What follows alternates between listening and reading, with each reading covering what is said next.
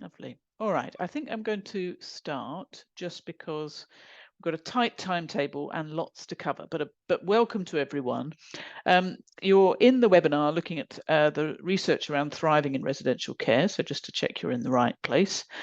My name is Vic Rayner, and have been absolutely privileged to chair the advisory group, which has been part of looking at this interesting research around thriving in residential care. So what I'm going to do is you're going to hear from me very briefly, and then I'll chair the remainder of this session. But what I'd first of all wanted to do was just to encourage you to think about the really interesting research that we're about to hear from. This has been led by Bethany, you're going to hear lots from today, and she's managed to really capture some fascinating experience of older people living in residential care. The research covers 125 participants over 16 different care homes. She managed to research with her team directly with 44 older people living in residential care, a host of carers, and a host of relatives of those people. So I think what we're going to hear today is a really rich overview of people's experience, current experience of living in residential care across the UK. So huge thanks to her and her team for her work around that.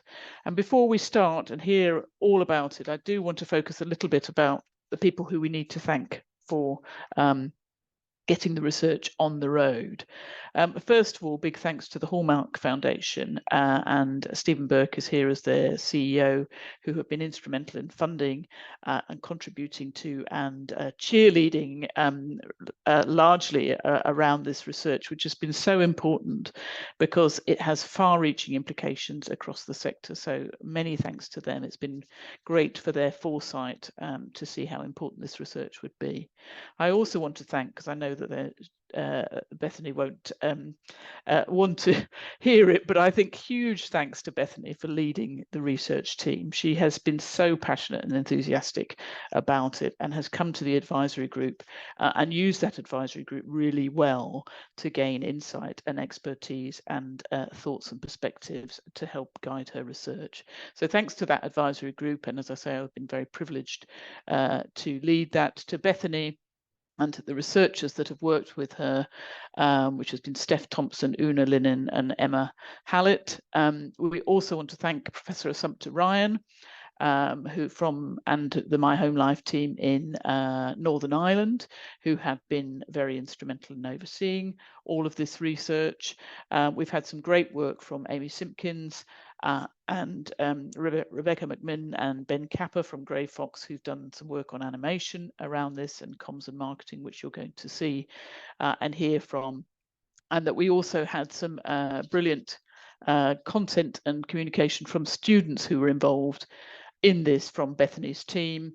So I think we had Elijah Sheikh and Damalola Osidiko. So thanks to all of those people who've been involved. There'll be further opportunities to reflect on this at the end of it, but I think it's worth recognizing the vast number of people who've come together because they believe how it's so important to understand how older people experience residential care, and that we can learn from it and that we can apply that learning to ensure that people get and receive the best quality of care. There's a word that you'll hear a lot of today, and I think it's really important, but it's about thriving. And I think Bethany and the team have given us some fantastic insight into how to enable people to thrive in this environment. So with that thought, I'm going to pass over to Stephen, who is going to say a little bit about the Hallmark Foundation, why this was part of the original vision and what they want to do next. So over to you, Stephen. Yeah, thank you very much, Vic, and good afternoon, everybody. I'm really looking forward to today's presentations. The combination of well over a year's work funded by the Hallmark Foundation. Our foundation's priorities are ageing well and improving care. Our trustees, led by Avnish Goyal, have long focused on improving the quality of residential care. They've been particularly concerned about two big gaps in research, which were also revealed in the literature review for this project. First, the fact that remarkably little research has been done to capture the voices and views of older people living in care homes about where they live. And secondly, research and coverage of residential care has focused overwhelmingly on negative portrayals and issues. That's despite the fact that more than 400,000 older people live well in residential care. Clearly, they must be listened to much more. As I know from my own relatives' experiences, older people recognise the benefits and strengths of where they live, as well as how their home could be improved. The Hallmark Foundation fundamentally believes that positive attitudes are central to positive ageing, and that negativity about care homes does not help older people, their families, the care workforce, or our wider society. So it's great that the City University team has been able to conduct what appears to be the largest piece of research listening to older people, their families and carers from across a diverse range of care homes in England, Scotland and Wales. Our trustees were particularly keen to ensure this diversity. We will hear from Bethany shortly about the findings from the research, as well as see an animation of the key lessons. We must ensure that these lessons are widely shared with care providers and their teams, and just as importantly, with older people and their families who are thinking about choosing a care home, so that they can hear about older people's experiences of what has worked for them. And if you take away nothing else from today, just to echo what Vic has just said, please hold on to the word thrive. The research is full of ways in which older people are thriving in the care homes where they live. Thriving relationally has been a key theme of much of our foundation's work over the last 3 years. And then finally, on behalf of Foundation, can I add my thanks to everyone who took part in the research, the My Home Life and City University of London team, with Bethany doing a huge amount of work with Tom and Sumpter and Amy in particular, the project advisory group expertly chaired by Vic, and the Hallmark Foundation trustees who agreed to fund this work. It's a tremendously rich piece of work. It's full of insights, which I believe will have long-term impact. Today's launch is just the end of the beginning. Thanks to you all, and back to Vic. Thanks, Stephen. I like that. The end of the beginning is very good, very true and appropriate. So before I hand over to Amy, who's going to show us the animation, just to remind people, we do have a Q&A box open at the, which you'll see at the bottom of your screen. Please do put questions in there. We absolutely hope to have some time at the end of this to pose your questions. So start putting them in there. I'll take a note of those, and I hope that we'll have a great discussion at the end. So over to Amy Simpkins, who's the Comms and Marketing Lead for My Home Life England at City St George, University of London. So over to you, Amy. Thank you, Vic. It's lovely to see so many of you on this webinar this afternoon. Bethany is just pulling up the animation for us now. We really wanted to find a creative and visual way to bring this research to life, and we really hope that you will share this video far and wide with anybody who might be considering a move into care, or perhaps those who are already living in a care home themselves. Are care homes a positive option? Is that working? Okay, let's start again. Apologies, everybody. No problem. Are care homes a positive option for older people?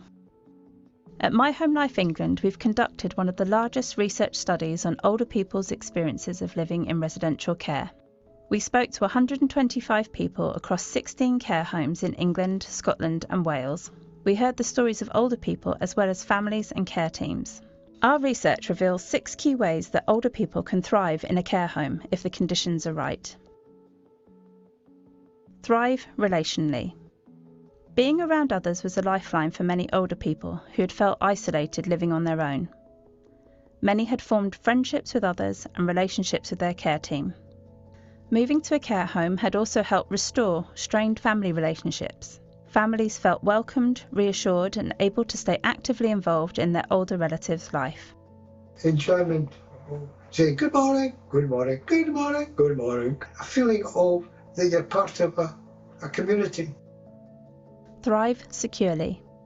Before moving into a care home, some of the older people we spoke to were living difficult lives, experiencing poor housing, insecurity and even violence. Others felt anxious about being alone in their own homes, especially at night. Care homes can offer the reassurance and safety that some older people might need, and also alleviate the strain and worry for families. Thrive healthily. Care homes support with healthcare, including managing medications and noticing when things aren't right. Through care teams recognising changes and responding quickly, many older people felt that their health had improved since moving in. They also put this down to regular mealtimes and good quality food. Well, when I was at home, it used to take me an hour and a half to get a cup of tea, and I lived for a fortnight on brown bread, Marmite and oranges. I was lacking good food. Thrive actively. Whilst living at home, some older people had not been able to do the things that they enjoyed. Care home activities and connections with the community enriched lives and helped older people to find purpose and feel valued. Thrive with dignity. Many older people found it increasingly difficult to keep on top of household chores such as laundry before they moved into a care home. They really valued that these things were now taken care of. Others had previously struggled with personal care, but now had support from care staff with things like bathing and using the toilet. Thrive inclusively. Care homes can be inclusive environments where diversity is valued and respected. We heard examples of older people being supported to embrace their faith, culture, ethnicity, sexuality, and gender identity. This also helped families feel confident their loved one would be well supported. We have made an environment where somebody feels so safe that at age 82 or whatever he is, he's been able to come out. If this environment is safe enough that somebody feels that they can do that, this environment is correct. We found that whilst care homes are not right for everyone, they can be everything for some. And when the conditions are right, they can support older people to really thrive. To see more and learn how My Home Life England is making a difference, please visit myhomelife.org.uk/thriving.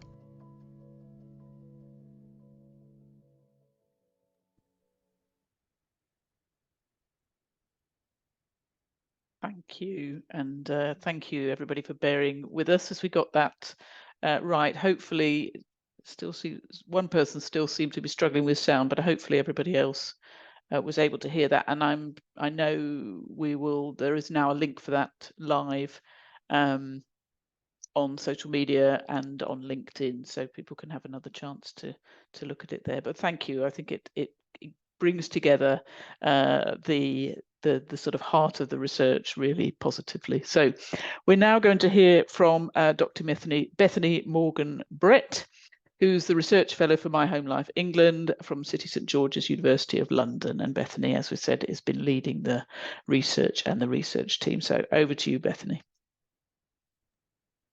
Thank you, Vic. Are the slides looking okay from your direction? Yes, they are. Wonderful. Right, thank you very much. And so welcome and hello to you all. We're delighted to welcome you to this event and thank you so much for attending today. My name is Bethany Morgan-Brett. I'm a research fellow for My Home Life England, and I've been working on this project, which is Thriving in Residential Care, over the last year. And I'm really pleased to be able to present our experiences and our findings to you today. So we set out to understand what are the experiences of older people living in residential care. So we visited 16 care homes, spoke to 125 people, including 44 older people who were living in care, 36 care team members, 27 family members, and 18 care home managers. And we also conducted a full systematic literature review, which informed and underpinned the study. So we recruited the care homes who took part through a range of ways, including reaching out to our My Home Life networks of care homes and through our supportive contacts and working with Enrich. And we visited different homes in different types of locations. So we went to rural areas, urban areas, coastal areas across the regions of England, Scotland and Wales. And we had originally planned to research in Northern Ireland as well, but unfortunately, due to different ethical regulations in that part of the country, we were unable to conduct our research there. However, we did work closely with the My Home Life Northern Ireland team and with Professor Assumpta Ryan, who supervised the project. We spoke to different types of care homes as well, care homes of different faiths, different sizes, sorry, faith-based homes, cultural-based homes, and homes which had different inspection ratings. Amongst the older people we spoke to, the average age was 85 years old, and they'd spent an average length of time living in care of 2 years. And we also sampled across other protected characteristics such as ethnicity, religion, disabilities, their funding status, gender. And we also tried to sample across sexuality, but these participants were harder to identify. So we heard their stories through the care team members' stories. The participants all chose their own pseudonym, their fake name, to help protect their identities as we went through the analysis of their data. We asked all of those who took part a range of questions, and for older people, this included: what are some of the benefits of living in a care home? What are some of the challenges? And what is it like to live in a care home now? And what were your experiences of living at home before moving in? And with this resulting data, we conducted a thematic analysis, exploring common things that people told us across those interviews. The older people told us about some of the challenges of moving in and living in a care home. These challenges were mostly around the loss of home and their personal possessions. They were about adapting and settling into a new home. They were about navigating relationships with other residents, and also with problems with health and mobility, which made life more difficult. And to some extent, there was a feeling of loss of independence and feeling like they had to follow the routines of the home for some people. We do hear those and acknowledge those challenges, but recognise that some of these are related to the transition into care and about personal health and mobility rather than living in a care home. What we heard was that, in fact, that there were many more benefits than there were challenges. And together, these stories shone a light on the ways in which people were really able to thrive in residential care if the conditions are right. So now I'll take you through, in a bit more detail, each of these dimensions of thriving that we introduced in the animation. So thrive relationally.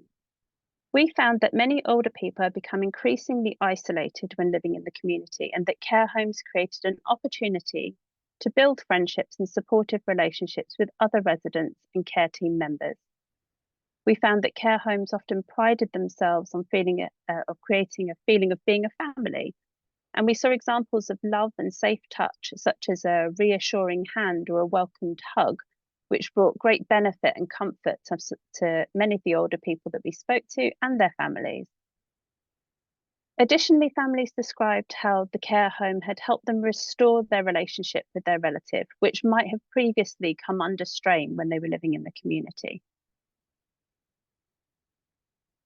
One gentleman we met, 89-year-old Cash, whose first language was Gujarati, he spoke with pride about being an ambassador for his care home. And this was a role that involved greeting new residents and helping them to settle in. And this was a really valuable role within his care home, helping him to build friendships and giving Cash a sense of purpose and an opportunity to help others. Cash told us, whenever someone come new over here, they used to introduce with me, and if possible, they put me on the same table, so that person get used to it. And so it is my duty that if I can help someone to some extent, so that person will be happy and they don't feel that they're on their own. Thrive actively. So whilst living in their own homes, some older people were no longer able to do the things that they enjoyed. And since moving into a care home, older people could take part in activities that they felt were enriching and enjoyable. We found that with the right support from the care team, older people were able to adapt their interests to fit in with what they could now manage, given their own physical limitations. We found that many of the care homes were well connected to the community, with visiting entertainers. They had faith leaders and educators, and in many of the homes, they encouraged older people to go out on day trips. We found that well thought through activities were important for older people's self-expression, their confidence, building connections with others and having choice and autonomy. And particularly important were activities which created a sense of purpose or offered opportunities to give back, helping them to continue to feel valued and respected. So 93-year-old Wally told us, instead of being miserable at home and nothing to do, plenty of things to do here, occupy my mind. Thrive inclusively. So our study included some care homes which offered specialist provision for different cultures and faiths, ensuring that there were culturally appropriate activities and international foods, language support for those whom English was not their first or preferred language, and also multi-faith chapels. And we found that amongst Asian communities, there's often a stigma related to having a parent move into a care home. And this study found that, particularly in the Asian care homes, that exemplary care was really important in challenging community stereotypes. Inclusivity involves making someone feel welcome, safe, valued, and respected, regardless of characteristic or background. And we saw wonderful examples of support that enabled older people to connect with their identity through embracing their faith or their culture, or through validating the experiences of living with dementia.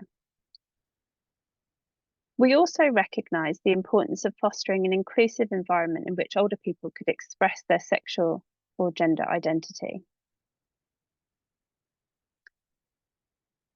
So care home manager Victoria told us a poignant story of a lady who we will call Joni, who'd been in her care. Now, at that time, Victoria was pregnant, and Joni had asked her every day, "Can I hug my baby?" and gave Victoria's pregnant bump a hug. When her son was born, Victoria brought him in to see those living in the care home and have cuddles. But Joni declared, "Oh, don't let me hold him because I don't want him to catch my disease." Victoria was really alarmed because she didn't think the lady had any disease. And she said, "What disease?" To which Joni replied, "Well, being gay." Victoria movingly described how she immediately handed over her baby and said, "Here you go." Victoria said she was 96 and she'd never held a newborn baby in her life. She thought because all of her family had told her her condition could be transferred to newborn babies, I was mortified. She described how Joni's family never came to see her because they were disgusted about her being gay. She also told us that Joni had a life partner who had very advanced dementia, but unbeknownst to them had been moved into a separate care home. When they had tried to arrange for her partner to come to this care home to be with Joni, they found it would have been too detrimental to the health of her partner, who died not long afterwards. She said, "We would have had her partner here, but because when she opened up to us eventually, it was too late." Victoria remembered how Joni had told her, "But we didn't live as wives, we lived as friends." To which Victoria said, "Because you had to, but she was your wife." And Joni replied, "Yes."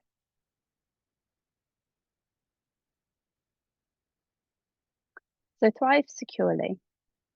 Older people living in care homes, families and care teams alike all expressed that feeling safe and secure was one of the greatest benefits for living in residential care. Older people expressed a great sense of relief to finally be in a situation where they could be cared for and no longer needed to worry about anything. They told us that they often felt most afraid at night time when living at home. But having carers around 24 hours a day in a care home, should they need them, was vital in helping people to feel safe. Sadly, we spoke to people and heard stories from care team members about older people who'd lived in really poor living conditions in the community.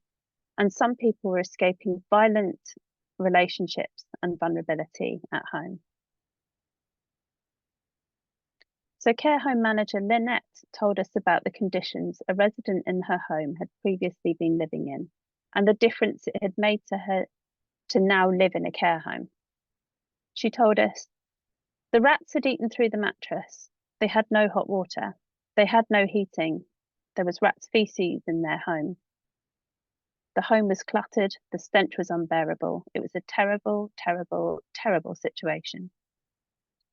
The lady was later admitted following a stroke. Within a few weeks, we had her sitting in the dining room, having her tea party with her daughter, and you could see the joy on her face. And when she came in, she wouldn't look at anyone. She would just close her eyes if you tried to speak to her. And so she wouldn't communicate with anyone at all, and she wouldn't look at you. And to have her now, where we have the team having amazing conversations with her, I just think she was traumatized by what her living conditions were. That, you know, coming in here, she's cared for, she's taken care of, she's involved in activities, every single thing. Her life has done a complete 360.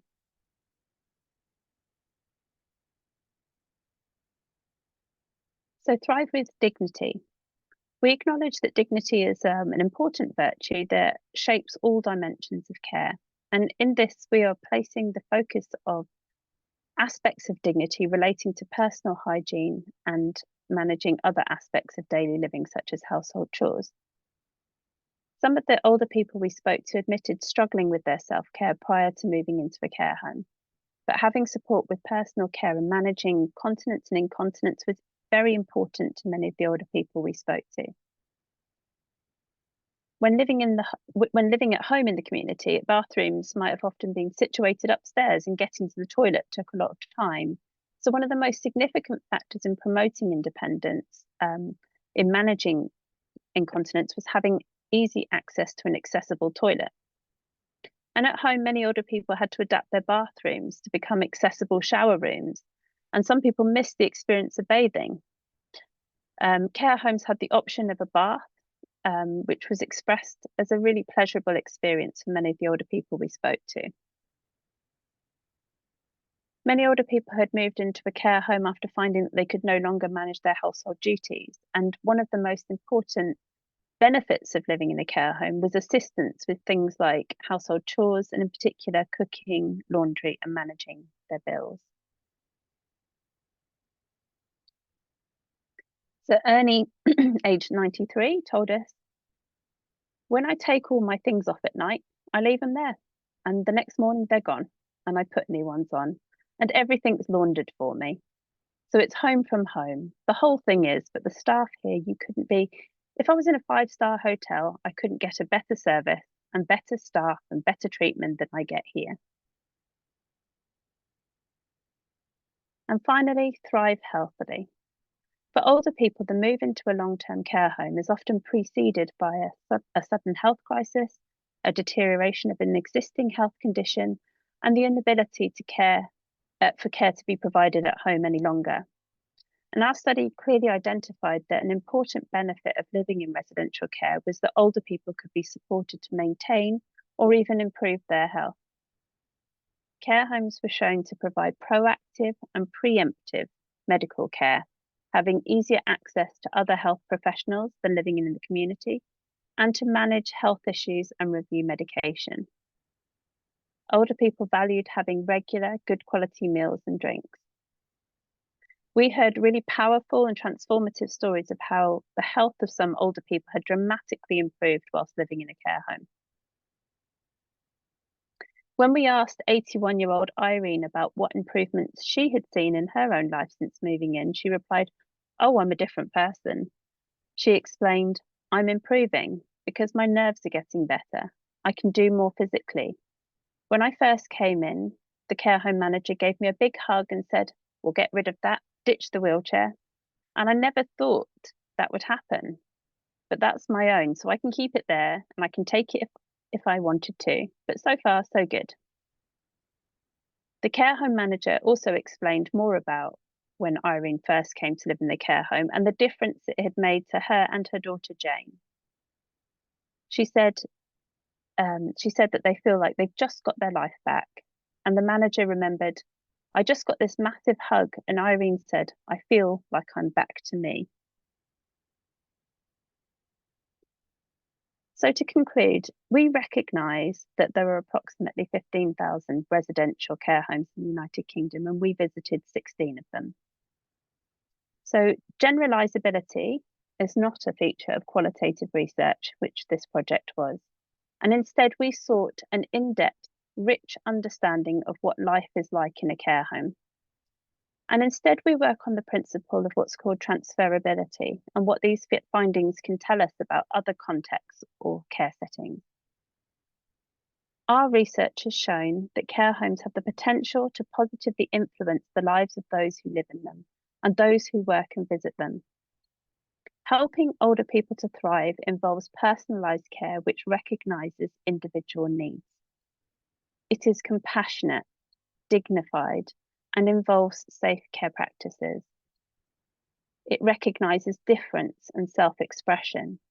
It promotes independence, choice, and agency. And finally, it involves older people and relatives in informed decision-making. Our findings do not represent the practices which are happening in all homes, but what we can claim is that we have uncovered, in depth and on an extraordinary scale, many ways in which older people can benefit from residential care and the conditions under which they can thrive when things are operating well. Our study demonstrates that whilst care homes may not be right for everyone, when they are delivering to their potential, they can be everything for some. So that's me. Thank you. Thank you, Bethany. That is hugely valuable, and your presentation of the findings walked us through really clearly. And I have to say, I really would encourage people to read the full report, because the voices of people which Bethany's captured here on the slides just come through so strongly. And it's just, I think it is really important that those are heard, and that people take note of what's been said. A couple of questions that have come up already, Bethany, which we'll come back to, and I would encourage people to put more questions in the chat. But one that's come up a couple of times is about sharing of the slides and the animation and things. So can I just confirm everybody registered will get copies of those after today? Is that? Amy can answer on this.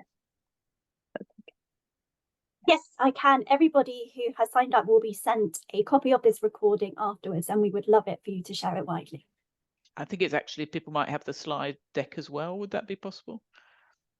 Yes, that's possible Perfect. too. Okay, so people can stop worrying about that. I think they're very useful slides in their own right, as well as the whole recording. And that will also give details of how to confirm and access the full report. So don't worry about that. I think we have one final little input from Tom Owen, who's the director of My Home Life England from City St George's University of London. So Tom is just going to give us a little bit about the future vision for the project, and then I'm going to pick up on questions that are in the Q&A. So carry on putting them in there, and I will try and group them together. Thank you very much. Over to you, Tom. Thank you, Vic, and thanks to Bethany for the presentation, and hello to everybody. Great to be here. Really appreciate you coming along. So if I may reminisce, back in the summer of 2006, myself, in partnership with a great many colleagues from the care sector and from the academic community, launched My Home Life. And we did this because we recognized that in order to really improve quality of life in care homes, we needed first to acknowledge the great work that was already happening out there. And we also knew that the voices of those people living in care homes were hidden and needed to inform what quality meant and what improvement was needed. So it's a real personal delight that 18 years on, we've launched this report, the biggest ever qualitative study of the experiences of older people in care homes. We've shone a light on what matters to older people in care homes, and now the work is needed to ensure that actually that information and that insight informs practice. It seems that these days that everyone has an opinion and they share it on social media. And so it is extraordinary and actually a disgrace that the 400,000 older people in care homes remain so unheard. And it's hoped that we can work with others to ensure that we can continuously provide a platform for these voices of people receiving care, but also their families and those that support them well into the future. So working with you to try and continue the research and continue ways in which care providers can elicit these voices and this information would be great. The research confirms, as what Stephen said, that many of us already know about the positive difference that care homes can make to older people. But it's an important report. It's an important piece of research because it's challenging some of the very negative attitudes that are held by our society. The strong policy rhetoric around living at home for as long as possible ultimately means that care homes are viewed as the place of last resort. And unfortunately, that stigma has a knock-on effect on those people that are working in care homes. It somehow communicates a lack of relevance, a lack of worth, and a lack of value. And actually, that can also have a knock-on effect on those people living in care homes. We know there's a big issue with recruitment into care, and we cannot make care homes attractive to work in if our starting point is that care homes are somehow not desirable. We need to actively communicate the value of these places, cherishing their vital role within the health and social care system. It is then that care homes will feel more trusted and appreciated, and ultimately more attractive as a career option. And so if we can recruit great leaders, continue to recruit great leaders, who work in our care homes, will ultimately be more able to drive up improvements in practice. I'm worried about the fact that actually we are enabling and we are requiring some of our older people to stay at home for longer than really is helpful for them. And I worry that actually policymakers and commissioners aren't as courageous as they should be about questioning whether that policy is always the right one, that maybe care homes are the best option in some circumstances. Can you hear me okay, Vic? Yes, we can. You broke up a tiny bit just at the very end there, Okay. but other than that, you've been fine. Okay, great. So the presentation you've heard doesn't really do full justice to the depth of insights, as Vic said, within this research. What sits beneath the 6 themes of the research is a wealth of ideas and areas for further reflection on practice. So we urge practitioners to read the full report. The findings directly link to what CQ is expecting from us, from care providers. And we know that care providers need to demonstrate that they are engaging with the most up-to-date research evidence and showing that they are reflecting on this evidence in how they support people. So to make it easier, My Home Life England have organised a series of virtual sessions where practitioners can be supported to reflect on the research and consider its implications in relation to their own practice. So I think the link is either in the chat or they're definitely on the website if people want to sign up for these virtual sessions following on from the webinar. Local councils and care providers are already talking to us about how we can support them to bring this research to life in their services. And we're also thinking about how we help care leaders to sharpen their skills in formally capturing what matters to their residents, perhaps moving away from some of the traditional customer satisfaction surveys that are used. Over the past 18 years, we've worked with thousands and thousands of care leaders, and we've got a range of proven development programs for care professionals. So do look at our website for more information. So just to finish, My Home Life across the UK and internationally is on a mission to enable more conversations to happen locally, to ensure that communities are cherishing their local care homes and those that are working in them and living within them. And this is ambitious. We need your help on that. We need the resources. We know how to do it, but we need resources and friends to make it happen. So be part of our movement and help us to continue to promote quality of life in our care services. And if you want to have a conversation with one of our team, email us at mhl@city.ac.uk. And I'll leave it there. Thanks, Vic. Thank you, Tom. That's really helpful. Just checking, are people able to see Amy's posts with the links to the virtual sessions? I can see them, but I think it might just say to hosts and panelists, Amy. I just wonder if we need to send them to everyone, just to check on that, and the other links. So Amy's going to pop a couple of links in the chat around the report and these virtual sessions that Tom's just referred to. So we on to the question and answer sessions now. So I'm going to carry on putting them in there and I'll keep on looking at them, but there's a little sort of group of questions, Amy, that I want, Bethany, that I wonder if you might reflect on, which are about some of those are about the sampling and the choice. So there's a question about how did you choose the care homes? There aren't any care homes that are inadequate in there. Was that, do you think that has an impact? And then how did you choose the people that you spoke to or with when you were in the home? So do you want to sort of reflect a little bit about that sort of sampling process or choice process? Yes, thank you. So we, for the sampling strategy, we employed a purposive maximum variation sampling strategy. So basically what that means is that we're trying to capture a wide range of perspectives and insights in different care homes. And this resulted in a sample of care homes which were representative of different characteristics. So we looked at, the main criteria was that they had to be residential care homes. They had to have that residential element. Some of the care homes also included nursing care or mental health care or end-of-life care in their offering. And we selected care homes which in my slides there was a breakdown of the different types of characteristics that we wanted to make sure that we had representation from each of those characteristics. And we also wanted to make sure that we tried to capture across as much of the UK geographically spread as possible and to get different types of homes. In terms of how we recruited them via a range of different ways. One, we put out a call to the My Home Life networks to see if anybody would respond and see who would like to take part. And we kept a database of the potential homes that would like to take part. We also reached out to our other wider networks and then they shared within their networks. And so eventually we had a database of care homes which were potential participants in the project. And it was from that we then ensured that we had the cross-section across the sampling frame.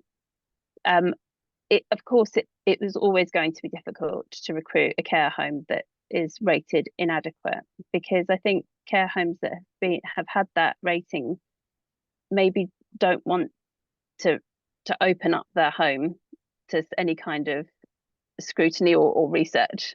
Okay, so we were really fortunate to have a couple that required improvement, but even those homes had some really wonderful practices that were happening within them.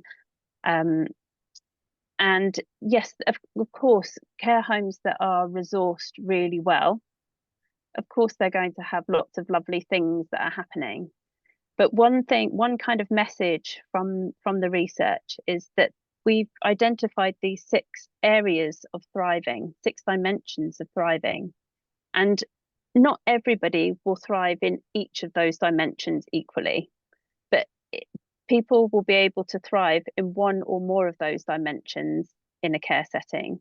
So even if there is not huge activity provision, and that's not the dimension in which somebody's really thriving, they may feel really safe and welcomed and loved and cared for, and be able to thrive relationally and thrive securely in that setting.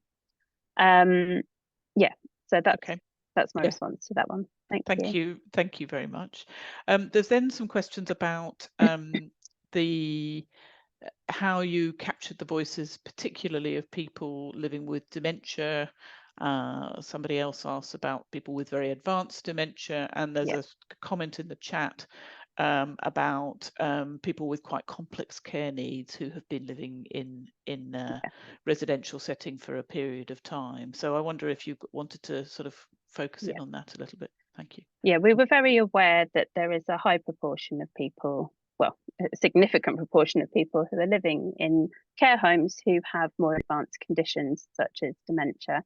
And that we also recognise that some older people weren't able to take part in our research because they were unable to offer informed consent. And that's an ethical principle of the research that we're doing. However, what we did to navigate this dilemma is that we interviewed some residents who had communication issues or some cognition limitations by interviewing them alongside a trusted companion. So that could be a family member or a care team member if they wanted to. Usually it was a family member. And we recognise that there is potential bias in those in that, but it's also about hearing their experiences in some way or another. And we had to exclude those with more advanced diagnosis of dementia who didn't understand what research was, or couldn't understand what research was and couldn't consent to it. And that's because in order to access that particular population within the care home, we have to go through a different ethical process. And that ethics process can take up to a year to do, or many, many months to complete. And this is only a 1-year project, so very, very short time frame. And so we went through university ethics approval, which is still a very complex process, but much shorter in terms of the time frame. We do recognise that this, being able to speak to the people with more advanced conditions such as dementia, or who would struggle to offer informed consent, I think that's really important for future research, and it's something that we're still looking at how we can do that. But I think it will take a longer piece of work, at least a 2-year study, so that we can get that those ethics. However, we did speak to some people alongside their family members, and so we were pleased with those interviews, and also we heard some of the experiences of more advanced conditions via the stories of the care team members and the family members that we spoke to through their interviews. Okay, thank you. So we were able to say something about it. Yeah. Yes, and I think it's interesting, isn't it, that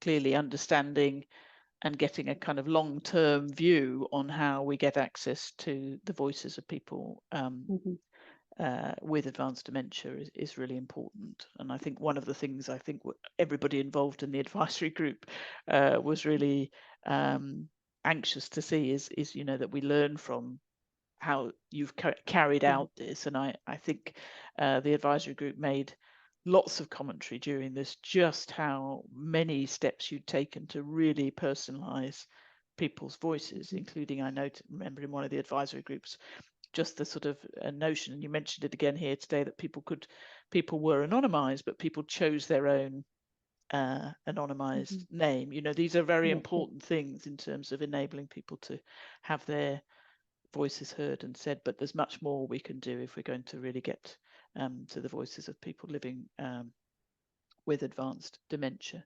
There's a couple more questions here, Bethany, some of which are about things that perhaps you haven't mentioned in the presentation, but that might come up elsewhere in your research that people are asking about. So there's something about sleeping challenges and how that impacted on quality of care. Somebody else has asked about whether there, either in this discussion or within the research, there was a focus around financial burden around living in a care setting.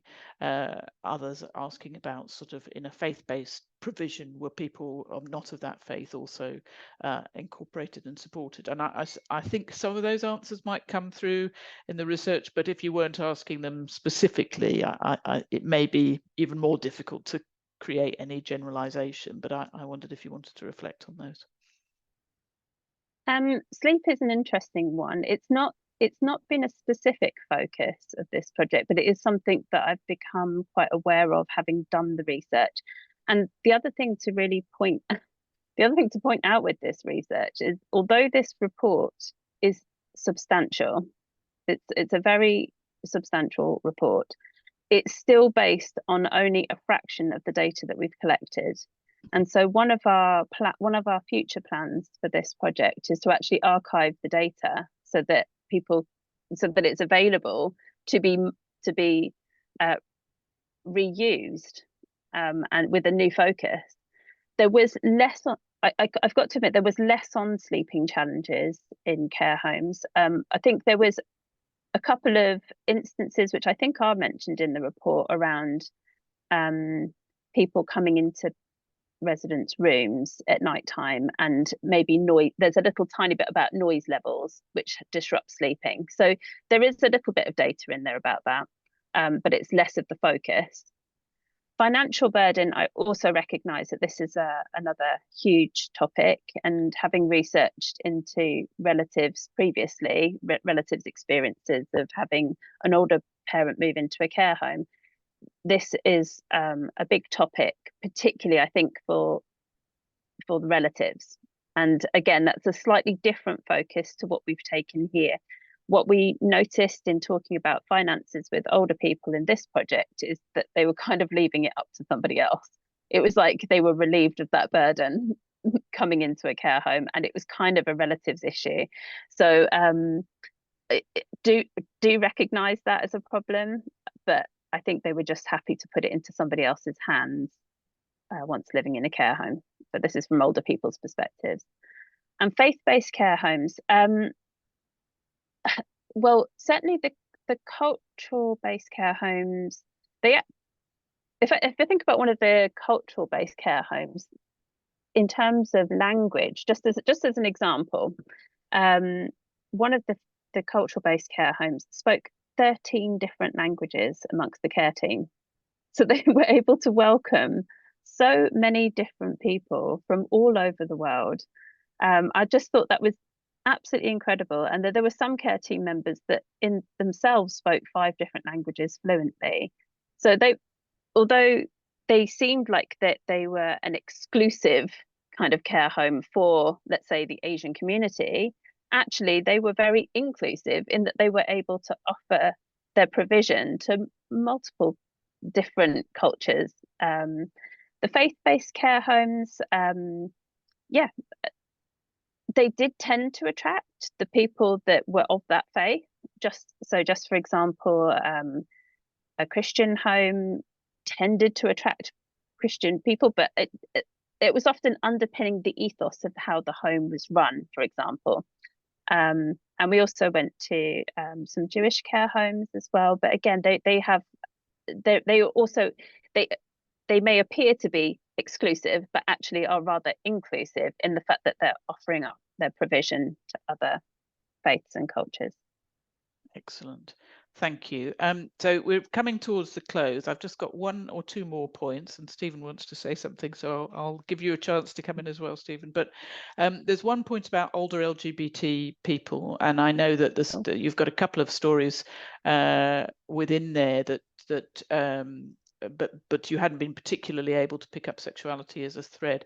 It does remind me, with a very helpful group of people that we've got here, that previously Opening Doors used to run a benchmarking service around LGBT provision. And I think the question is asked, how can you tell if a home is very positive around older LGBT people? And it's something that's come to us at NCF as well through another route. So it may be that it's not something we can pick up here, but it definitely feels that it's an increasingly important thing. I could say speak very briefly on that. Yeah. The last quotation, or one of the quotations in the presentation, no, it's in the animation, the last quotation of the animation, where Jay is talking about making the environment correct, that it's basically LGBTQI+ friendly.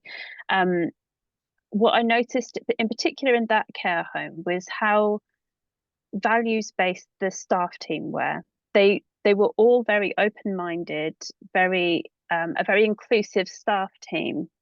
And I think that made a difference in being able to make people feel more included who were living in the care home.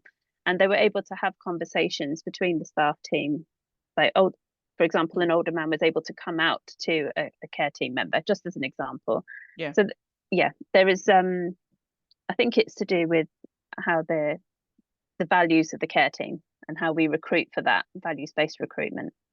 I think it's just an important reminder, I suppose, that sometimes people want to know that in advance, and how do people think about that? Because I think that's an important part of this whole story, isn't it? That we're talking about what people can expect. So it's great that positive example is part of the animation, I think, in that way. So Stephen, just before, can I ask Bethany one more question, or would you like to? I'll just ask her one more question, because and most of the comments, Bethany, you should know when you get to look at them, are to say thank you to you and your research team for how fabulous you are and how you have brought people's voices to life. And I really can't encourage people enough to, it's such a pleasure to read the report.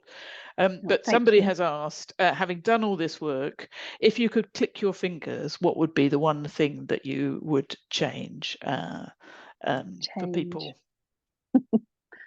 Or what would be the one thing that everybody would do everywhere?